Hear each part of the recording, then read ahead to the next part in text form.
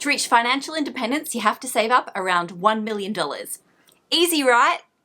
Except that's going to take a long time. And what about along the way? It's supposed to get easier as you progress, isn't it? So what about, instead of thinking about the end goal, you think about it as little steps or milestones along the way to reach different levels as you progress. For example, your first level might be building enough in your investments to cover your petrol bill each month. The second level might be covering your phone bill as well, until one by one, all your living expenses start to get covered.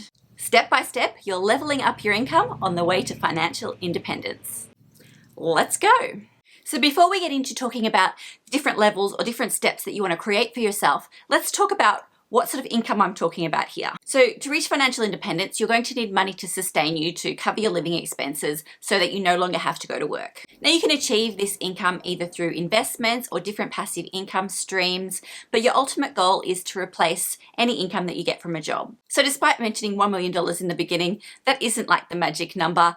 It actually could be anything depending on how many's in your family, what your lifestyle is like, how much things cost in your area. There's a whole lot of factors that go into what will make you financially independent. So let's talk about the two main sources of passive income. One is where you create a product or a type of content up front that you will earn residual income over time. Now that might be an ebook, it might be a course that you've created, it could be a printable, maybe it's even advertising on blogs or advertising on YouTube channels, that sort of thing, that's continuously creating income or sales after you've already created that product. This is not my favorite way of becoming financially independent because there's a lot of factors that go into it that you can't control, like how many customers you have, how many people watch your videos, and there's also a time decay. That means that when you first create a product, you might get a lot of sales or you might get a lot of interest, but over time that will gradually decrease unless you're continuously putting out new products or new content. So clearly investments are going to be better if you're going to rely on it to become financially independent because the money is consistent.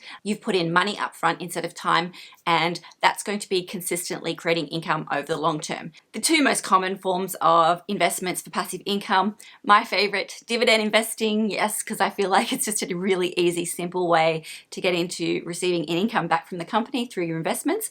But you can also do things like a lot of people have great success with rental properties, getting the money from tenants and either commercial or residential, and building their passive income up that way, because that is also a reliable way to bring in some extra money. That does take a lot of money up front though, so keep that in mind. So with dividend stocks, if you're going to rely on it for financial independence, you want to be looking at high dividend stocks. I personally look for stocks that have dividends of 5% yield or more, and if they're fully franked, that's even something better. Because as you know, that dividends are paid regardless of stock price. So once you buy that stock, you're going to continue to get dividends over the long term for as long as you hold that company. So as you build your passive income or your investments, you're going to be creating some income sources for yourself. What do you do with those income sources? Well, you don't spend it. That's the key. You want to be living on the lowest amount of money that you possibly can while still living comfortably. You don't want to be miserable. And then putting the rest of that money towards paying off debt and replacing your living expenses. So spend less, save more, or invest more.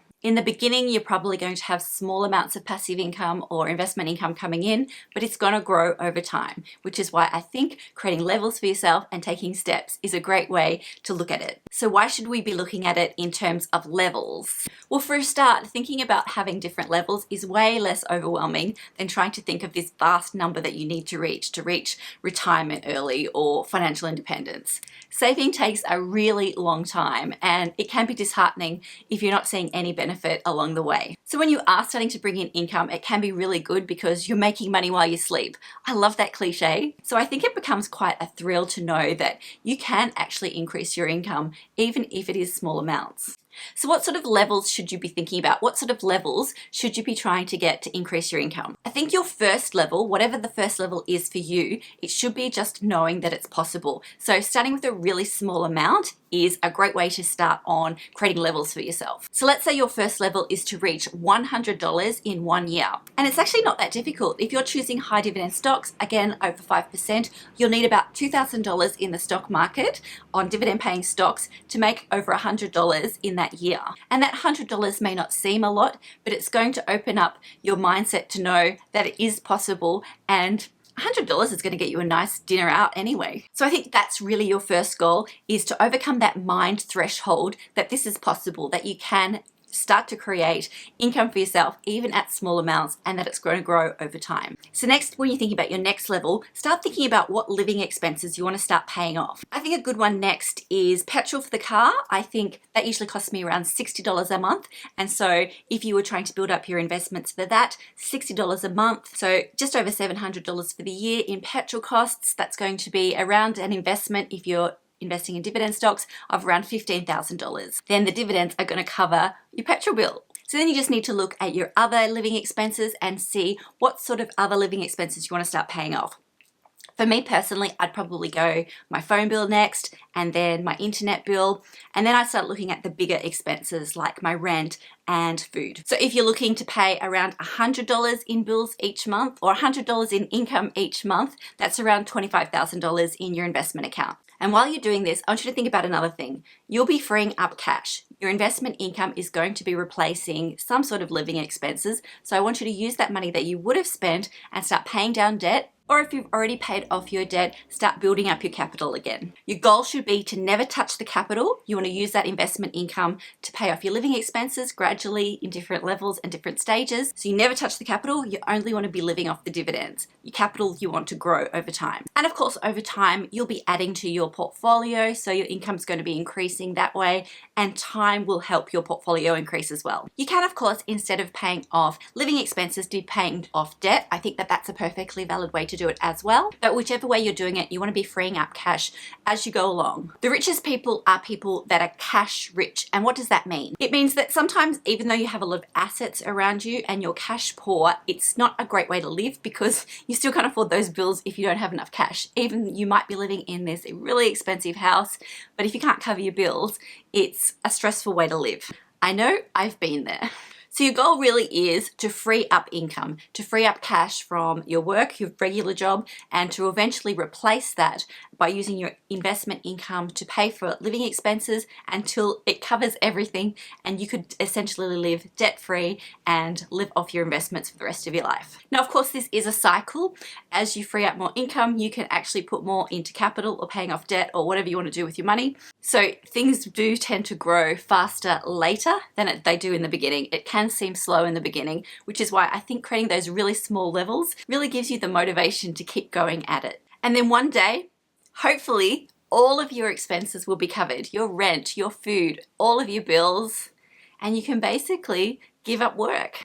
You're officially financially independent. So don't think about it about how long it's going to take you. Don't think about this big number in the future that you actually have to reach by saving.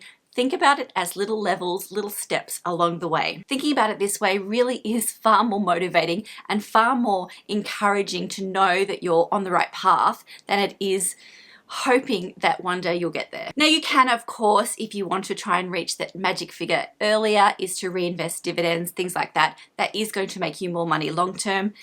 But there's something to be said about taking the income and using it to pay off your expenses along the way. I feel like that makes life much more fun, much more motivating to know that it doesn't matter, my petrol bill is paid, it doesn't matter, my phone bill is covered.